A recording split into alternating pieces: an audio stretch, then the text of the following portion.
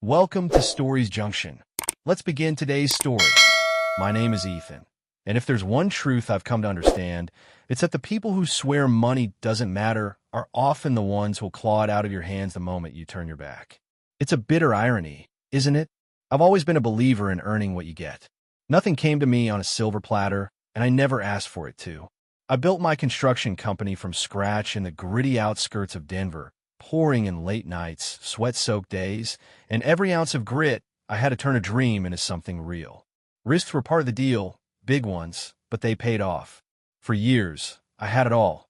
A thriving business, a fat bank account, and a stunning wife named Clara who I thought saw me for more than just the paycheck I brought home. Clara and I lived the high life. We had a sprawling house in the foothills, sleek cars parked in the garage, tailored suits and dresses filling our closets. Everything you'd picture for a couple riding the wave of success. I didn't mind the extravagance. I wanted us to savor the rewards of my hustle. I wanted Clara to feel secure, happy, wrapped in the comfort I'd worked so hard to provide. But life's got a way of reminding you that smooth roads don't stretch forever. In business, no matter how sharp you are or how much you grind, some storms hit out of nowhere. For me, it was a double punch. New regulations from the city and a supply chain mess that jacked up costs overnight. Suddenly, my profits were shrinking and the cash flow I'd relied on started drying up. I could see the cracks forming, but I didn't want to drag Clara into the mess. She wasn't a numbers person. What could she do anyway? I figured I'd handle it quietly, shield her from the stress, and pull us through like I always had. So, I burned the midnight oil, reworked contracts, slashed what expenses I could. The harder I fought to keep our life steady, though, the more it seemed to slip through my fingers. What I didn't catch then, what I couldn't have known, was that while I was scrambling to save our future, the woman I was shielding was already drifting away. One crisp fall morning, I sat at our kitchen island, nursing a black coffee, staring at the steam curling up like it might spell out a solution. I'd kept the truth locked up for months, hoping for a turnaround that never came. But the numbers didn't lie. We couldn't keep living like we were. Clara was across from me, scrolling through her phone, her perfectly manicured nails tapping the screen. I took a breath and laid out. "We need to pull back," I said, voice steady but low. "No more splurging, no weekend getaways, no impulse buys. Just until I get the business back on track." She froze, her fingers hovering mid-scroll, then looked up at me. Her face was blank at first, unreadable, like she was processing a language she didn't speak. Then she set her phone down, took a slow sip of her latte, and said nothing. No argument, no nod, just silence. She stared at the counter for a moment before standing and walking out of the room without a word. I thought she'd come around. Maybe she just needed time to let it sink in, to see I wasn't tightening the reins to spite her, but to keep us afloat. I was wrong. Over the next few weeks, Clara morphed into someone I barely recognized. She'd snap at me over nothing, sharp, cutting remarks about how we couldn't replace the couch or how her friends were jetting off to Aspen while we were stuck. She'd sigh loud enough to fill the house if I suggested takeout instead of a five-star dinner. "I'm the only one not living," she'd mutter, scrolling through photos of her friends' latest hauls, bags, jewelry, trips I couldn't bankroll anymore. I'd explain it was temporary, that I was busting my ass to fix it, but she didn't care. To her, the problem wasn't the situation, it was that she wasn't getting what she wanted. Then came the distance. We used to share everything, where we were headed, what we were up to, even if it was just a run to the hardware store. But suddenly, Clara stopped checking in. She'd vanish for hours, leaving without a heads up and returning with vague shrugs when I asked where she'd been. If I pushed, she'd bite back. "Why do you have to make it a thing?" The house turned cold, heavy with unspoken tension. I'd walk in and feel it, like the air itself was holding a grudge. Every word I said felt like stepping on a tripwire, waiting for the next blow-up or icy jab. I was drained, juggling a failing business and a marriage that felt like it was unraveling thread by thread. One night, I came home late from the office, bone-tired but relieved to be back. I'd spent the day on calls, begging suppliers for better terms, and all I wanted was a moment of peace. Clara was in the kitchen, stirring a pot on the stove, the smell of garlic and herbs wafting through the air. Her phone sat on the counter, screen up, glowing. I leaned against the island, trying to bridge the gap. "Hey, how was your day?" I asked, rubbing my neck. Before she could answer, her phone buzzed. A message popped up. I glanced over instinctively, and there it was, "Can't wait to see you tonight, babe." From a number I didn't know. Clara snatched the phone so fast, it was a blur, swiping the screen dark before I could blink. But I'd seen it. "Who was that?" I asked, keeping my tone even, eyes locked on hers. She didn't look up, her fingers already tapping furiously, deleting, probably. "What?" she mumbled, like she hadn't heard me. "The message," I said. "Who's it from?" Her jaw tightened, just for a second, before she forced a laugh. "Oh, that? Just some dumb spam thing. Relax. I didn't buy it, and she knew it." I inhaled slow, tamping down the heat rising in my chest. "Clara, don't lie to me." She huffed, finally meeting my gaze. "Ethan, you're blowing this out of proportion. It's nothing, just some idiot texting me." I didn't yell. I didn't accuse. I just held her stare and said, "End it. Whatever it is. I mean it." She rolled her eyes, scoffing. "There's nothing to end." I straightened up. That shouldn't be hard, should it? I could have pushed harder, demanded answers, but I didn't. Another fight wouldn't fix this. I'd just get more lies, more walls. My gut screamed she was hiding something, but I let it drop. I was already drowning in debt and deadlines. I couldn't take on a war at home, too. Not yet.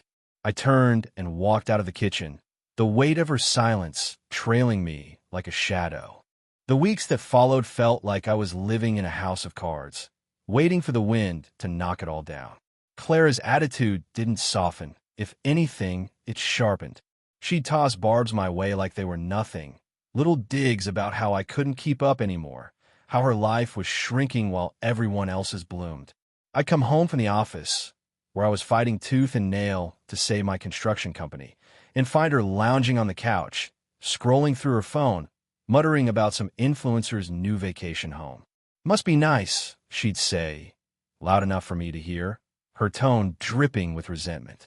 I bite my tongue, remind myself she didn't get it, that she didn't see the late nights I was pulling or the deals I was chasing to turn things around. But it wore me down. Her disappearing acts got bolder too. She'd leave in the morning, hair done, makeup perfect, and come back late, offering half-baked excuses like I was with friends or I needed air. I'd ask who, where, and she'd wave me off, snapping if I pressed harder. "You don't owe me, Ethan," she'd say, her voice icy, daring me to push. The message I'd seen on her phone gnawed at me, a splinter I couldn't pull out. I wanted to trust her, to believe it was nothing, but the way she guarded that phone, like it was a loaded gun, told me otherwise. I started noticing other things, a new perfume I hadn't bought her, a pair of earrings I didn't recognize.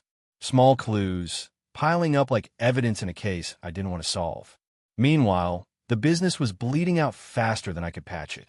Costs were still climbing, lumber prices through the roof, permits stalled by red tape, and clients were backing out, spooked by the market. I cut every corner I could, laid off a few guys I'd known for years, their faces haunting me every time I signed a check. It wasn't enough. I'd lie awake at night, running numbers in my head, searching for a lifeline.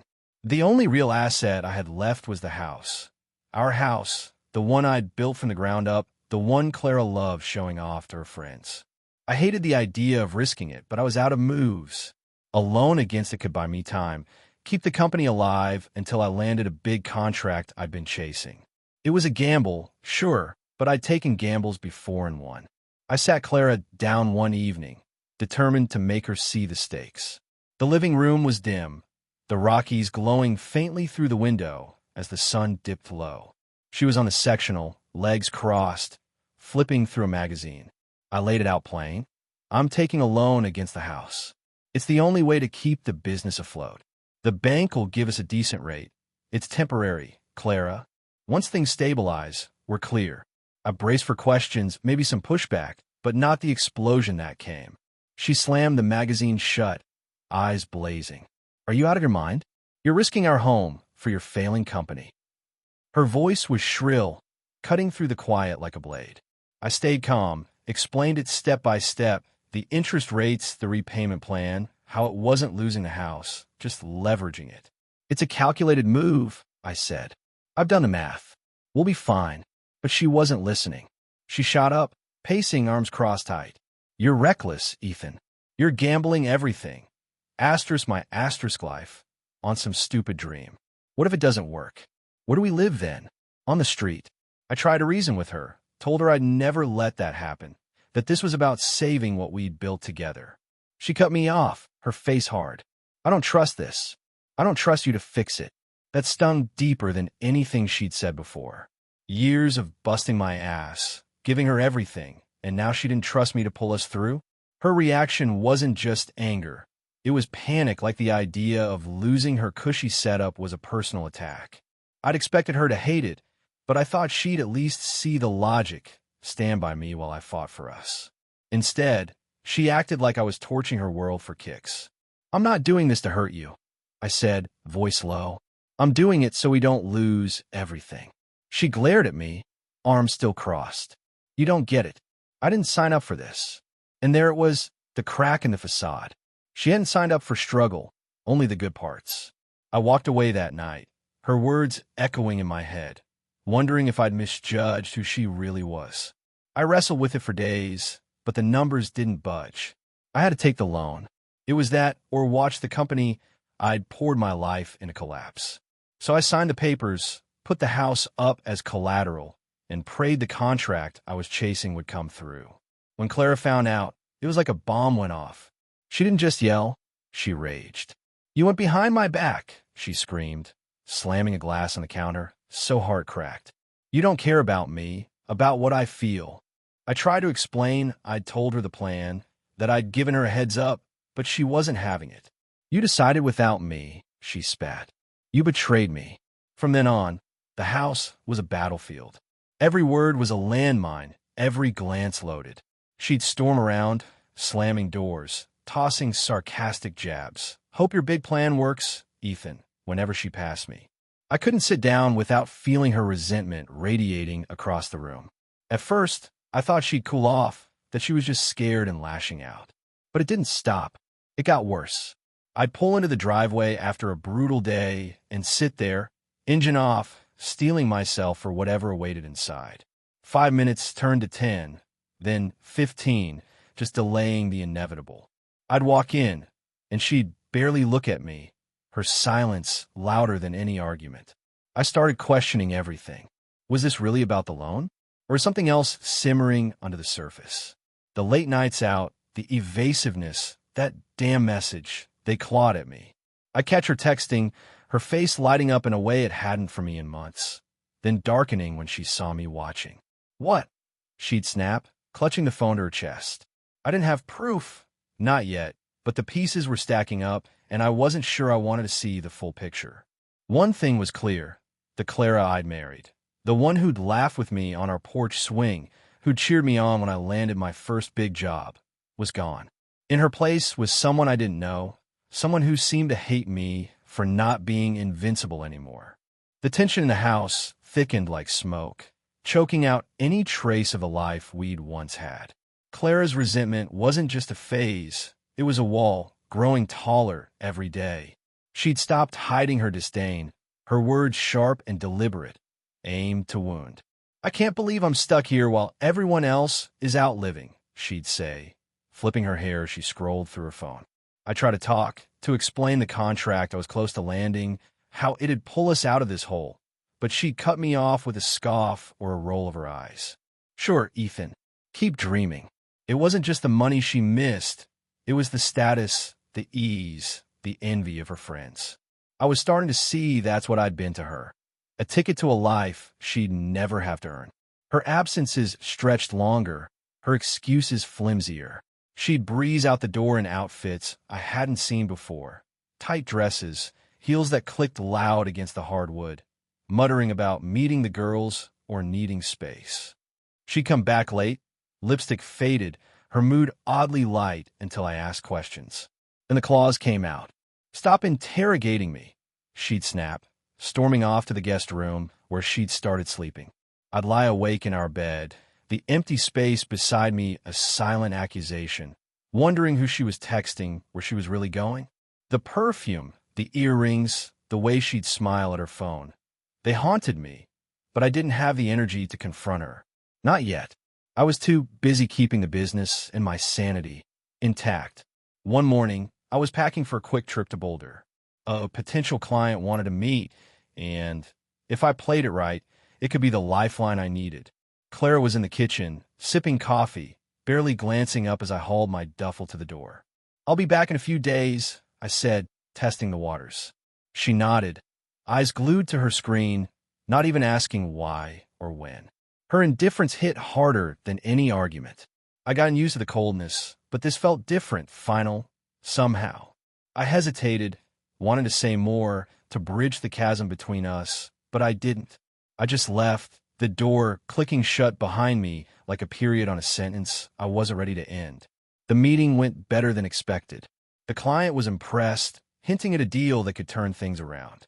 I wrapped it up early, decided to head home a day ahead of schedule, hoping maybe a small win could thaw things with Clara. I pulled into the driveway late afternoon, the house quiet, no lights on. Odd, but not alarming yet. I stepped inside, dropped my bag, and called her name. Nothing. The silence felt heavy, unnatural. I walked upstairs, pushed open her bedroom door, and froze. Her side of the closet gaped empty. Hangers bare, dresses gone. The dresser drawers where she kept her rings, her necklaces, empty too. Even the little bottles of perfume she'd lined up like trophies were missing. My chest tightened as I moved through the house, room by room, the truth sinking in. The living room, her favorite throw blanket gone. The bathroom, her makeup bag vanished. I checked the garage. Her Audi, the one I'd surprised her with 2 years ago, wasn't there. She'd left.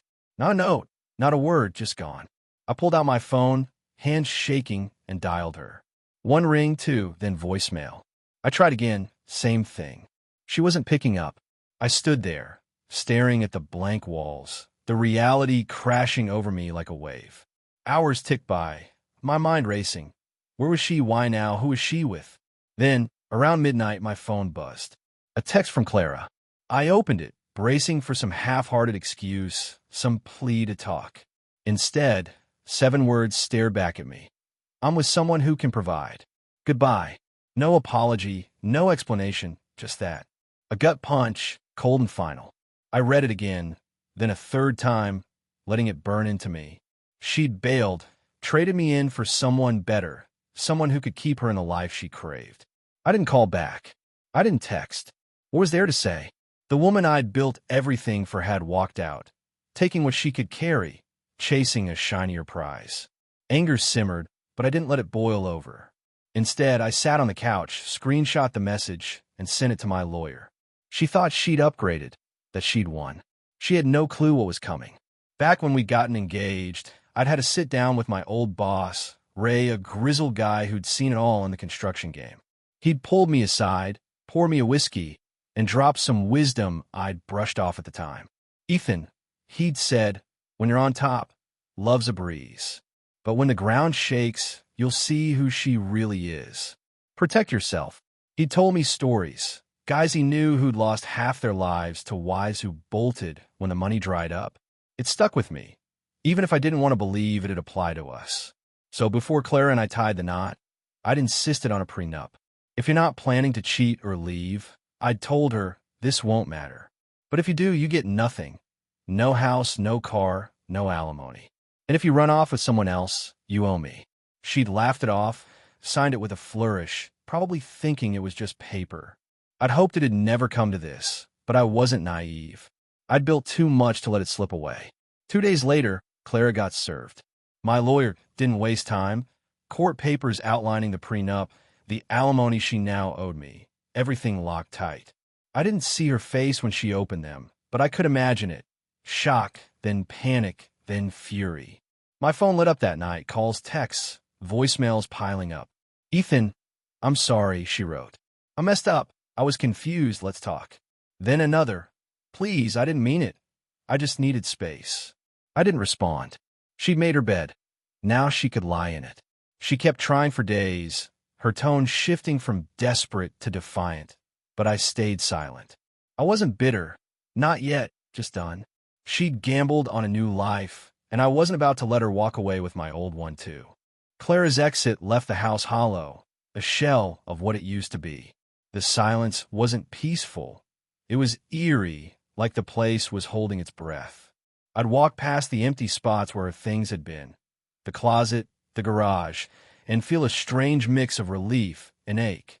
She'd taken what she could, left me to pick up the pieces and run off to her better life. That text, "I'm with someone who can provide," looped in my head, a taunt I couldn't shake. But I didn't wallow. I'd built my world once. I could do it again.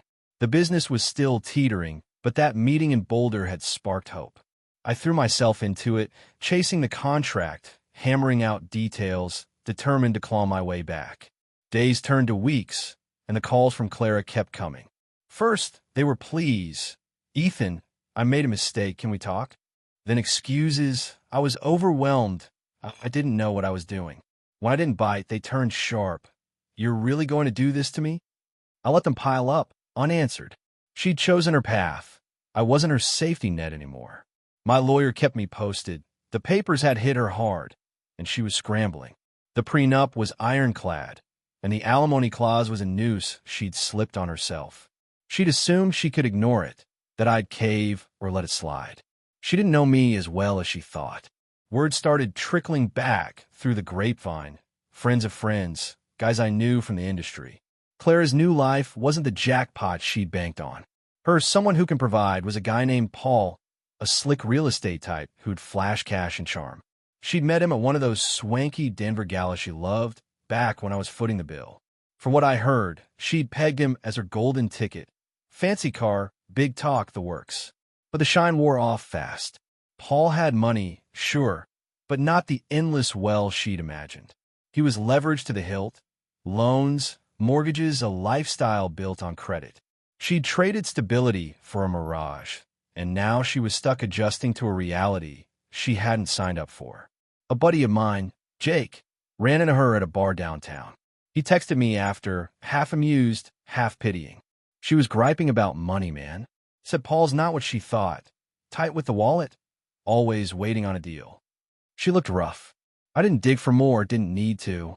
Clara had gotten used to my kind of life, custom everything, no limits. And now she was learning what it's like when the card doesn't swipe forever. Jake said she'd asked about me, fishing for how I was holding up. Told her you're fine, he said. Didn't give her much. Good. Let her wonder. Meanwhile, I was pulling the business back from the brink. That Boulder contract came through. A fat deal to build a commercial complex. It wasn't a cure-all, but it was a lifeline. Cash started flowing again, slow at first, then steady. I renegotiated with suppliers, brought back a couple guys I'd had to let go. The loan against the house still loomed, but I could breathe easier knowing I'd clear it soon. Nights got less restless, the weight on my chest lighter. I'd sit on the porch with a beer, the Rockies stretching out in the distance, and feel something like peace. Clara had bet against me, and I was proving her wrong, one brick at a time. But her problems weren't just about downgrading from caviar to cocktails. The alimony was a ticking clock she couldn't outrun. She'd dodged it for weeks, probably hoping I'd blink, but I didn't. I told my lawyer to push forward, follow the motions, enforce the terms. If she thought I let her skip out while I rebuilt, she was dead wrong. I wasn't vengeful, just practical. She'd signed a prenup, broken it, and now she'd pay. Literally. Word came back she'd hired a lawyer of her own, some cheap downtown hack, trying to wriggle out. Good luck with that. Ray's advice had been to lock it down tight, and I had. One evening, my phone buzzed with a number I didn't know. I almost ignored it, but curiosity won. It was Paul. His voice was smooth, too polished, like a used car salesman. "Ethan, hey, let's be reasonable here. Clara's in a tough spot. She didn't mean to hurt you. Maybe we can work something out, huh? No need to drag this through the mud." I let him ramble, his pitch getting weaker by the second, then cut in. "Paul, she made her choice. You want to fix her mess? Pay the alimony yourself." Silence, then a forced laugh. "Come on, man, that's harsh." I hung up. Harsh. Harsh was building a life for someone who ditched you the second it wobbled. Clara's next move was predictable. She doubled down on the calls. Voicemails piled up. "Ethan, please, I can't afford this." "Paul's not helping. He's not what I thought." "I'm sorry, okay?" Then texts. You're ruining me over a mistake. Have some heart. Heart. Where was hers when she packed up and left? I didn't reply, didn't waver. She'd rolled the dice, banking on Paul to outshine me, and lost. Now the bill was due. My lawyer said she was scrambling to sell stuff, jewelry, clothes, trying to scrape together cash. The Audi was already gone, traded for a fraction of its worth. She was sinking, and I wasn't throwing her a rope. Looking back, I used to think love meant sticking it out no matter what. I'd pictured us weathering storms together, her hand in mine. But Clara showed me love can be a one-way street, conditional, tied to what you bring to the table. When the table shook, she didn't just leave, she ran. I don't hate her for it. Not anymore. I pity her.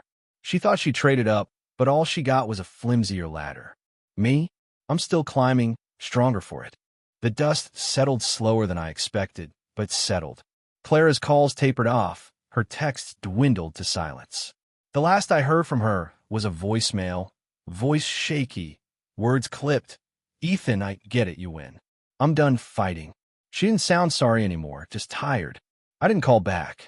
My lawyer handled the rest, enforcing the alimony with a quiet efficiency that left no room for her squirm. She paid in fits and starts, small chunks clawed from whatever she could sell or scrape together. Paul, her supposed savior, didn't step up. Rumor was he'd bailed too, leaving her in a rented one-bedroom downtown, a far cry from the foothills mansion she'd once flaunted. I didn't check up on her or didn't need to. The grapevine kept me updated whether I wanted it or not. The business, meanwhile, roared back to life. That Boulder contract was just the start. Word spread, and soon I was fielding calls from clients I'd thought were long gone. I paid off the house loan ahead of schedule, watched the numbers climb back to black, then beyond. I rehired the crew I'd let go, even gave them raises to make up for the lean months. The office buzzed again, hammers ringing on job sites, the rhythm of progress I'd missed. Nights on the porch became routine. Me, a cold beer, the Rockies sprawling under a wide sky. I'd sit there, replaying it all, not with bitterness, but with a strange gratitude. Clara's betrayal had gutted me, but it had also sharpened me, stripped away the illusions I'd clung to. People asked about her sometimes. Jake, my crew, even a nosy neighbor or two, heard she's struggling. They'd say, fishing for a reaction. I'd shrug, keep it short. She made her bed. They nod, sensing I wasn't one for pity parties.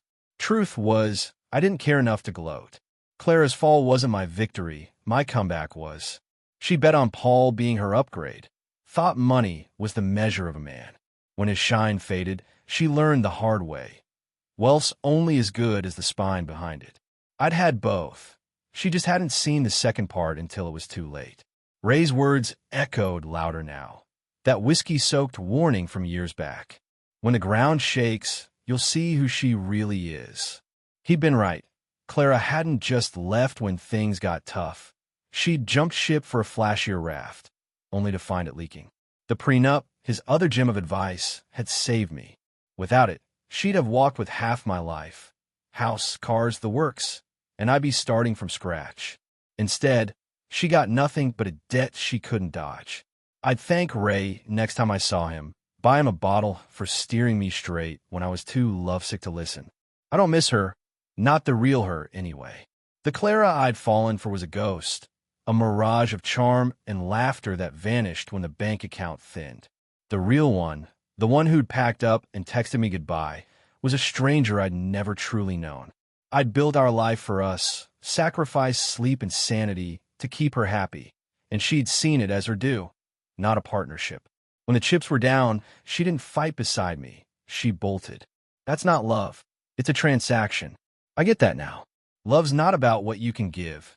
It's about who stays when you've got nothing left to offer. The house feels like mine again, not a battleground. I've kept it sparse. New couch, a few photos, no trace of her chaos. I don't fill the silence with noise anymore. I let it sit, comfortable. Work keeps me busy, but I'm not running from anything now, just building, steady and sure. There's a woman I've been talking to, Sarah, an architect I met on a job.